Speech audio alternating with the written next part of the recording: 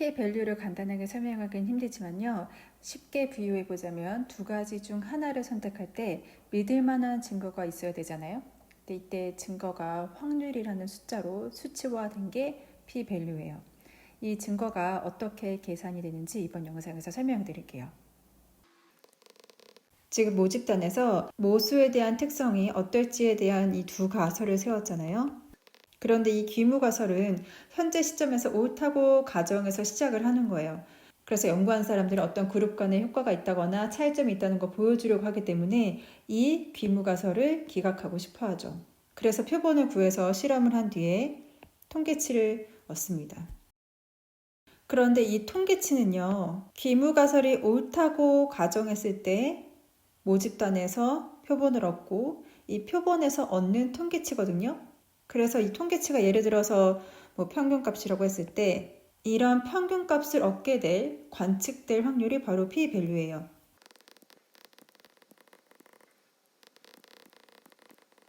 이 귀무가설이 평균이 10이라고 했을 때 샘플을 통해서 얻은 이 통계치는요 20이라고 예를 들어 볼게요. 그러면 이 20이 관측될 만한 확률을 구하는 거죠. 그렇다면 이 확률을 어떻게 구하면 좋을까요? 여기에서 중심 극한 정리 이론이 필요해요.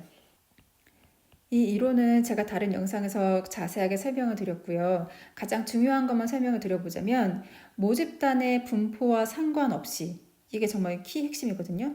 모집단이 이렇게 됐든 이런 식으로 뛰든 아니면 유니폼을 뛰든 이 모집단의 분포에 상관없이 샘플을 구했을 때 그리고 통계치를 구하게 되는데 샘플 하나, 샘플 두 개 이렇게 샘플링을 할수록 이런 모습을 띠게 되는데요. 표본 평균 분포라고 하는데 얘는 대략적으로 정규 분포를 띠게 됩니다. 이때 여기에 평균값은요. 여기에서 옳다고 시작을 해서 파퓰레이션에서 지금 샘플링을 한 거잖아요. 이렇게 뮤 대신 뮤 낫이라고 적기도 해요. 그래서 얘가 바로 얘예요. 이 값인 거죠. 그래서 우리는 표본 평균 분포의 이 모습을 알고 있기 때문에 이렇게 통계치를 얻었을 때 얘가 이 분포 아래 나타날 확률을 계산을 할 수 있는 거죠. 그 확률이 바로 p-밸류라는 소리예요. 모집단에서 표본을 구해서 통계치를 얻었을 때 대부분의 값들은 이렇게 이 뮤 값 근처에 많이 나타나게 되고요. 이 뮤에서 점점 멀어질수록 이 값이 나타날 확률은 적은 거죠.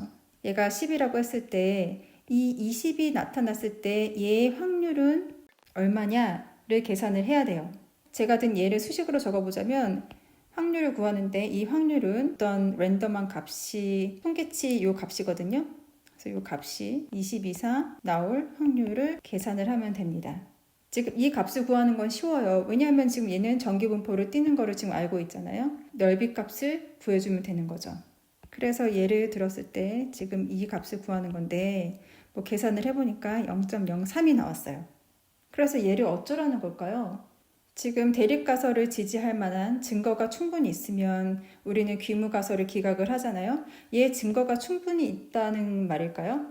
증거가 있고 없고는 어떤 경계선이 필요해요. 그러니까 우리는 경계선을 그어주고 이것보다 많으면 많은 거야. 이것보다 부족하면 부족한 거야. 라는 이 경계선이 있어야겠죠. 그래서 우리가 희박하다는 이 기준이 만약에 0.05였어요. 그래서 이 부분을 그래프로 다시 그려보자면 그래서 이 0.5라는 값은 확률 값이기 때문에 이렇게 이 넓이를 말하는 거고요. 0.03일 때가 20이었으니까 아마 이 정도 값을 갖겠죠? 이런 값을 가지고 있다고 쳤을 때 그래서 희박하다는 기준이 0.05일 때 지금 여기가 0.05라는 소리거든요. 이 확률 값이. 그래서 여기에 있을 때 우리는 희박하다고 익스트림한 케이스라고 볼 거야. 경계선이. 그런데 우리가 통계치를 얻은 이 값이 0.03이잖아요. 0.03은 더 작은 부분을 차지하겠죠. 이 기준으로 이쪽에 갔을 때 우리는 되게 희박한 케이스라고 볼 거야. 근데 우리가 관측한 이 값이 확률을 계산했을 때 여기 안에 있나를 살펴보는 거죠. 귀무가설이 옳다고 가정을 했을 때 통계치를 얻었는데 이 통계치가 얼마나 희박한지 살펴봤어요. 그런데 얘가 옳다고 얘기하기에는 얘가 너무 희박한 케이스로 나와서 얘를 reject, 즉 기각을 한다는 거죠. 귀무가설을 기각하고 그래서 대립가설을 채택을 합니다. 근데 이 희박하다는 기준이 0.01이었어요. 이렇게 그래프를 다시 그려보면 0.01이니까 더 넓이가 작겠죠? 그래서 예를 들어서 21.5라고 했을 때 이 말은 통계치를 얻었을 때 여기 이상으로 가야지 익스트림한 케이스로 볼 거야 라는 얘기예요. 그래서 우리가 얻은 거는 20이었기 때문에 여기에 해당이 되겠죠. 그래서 익스트림한 케이스보다 더 밖에 있는 거잖아요. 그래서 희박하다는 기준이 여기 안에 들어야 되는데 우리는 희박하다는 기준에 못 미친 거죠.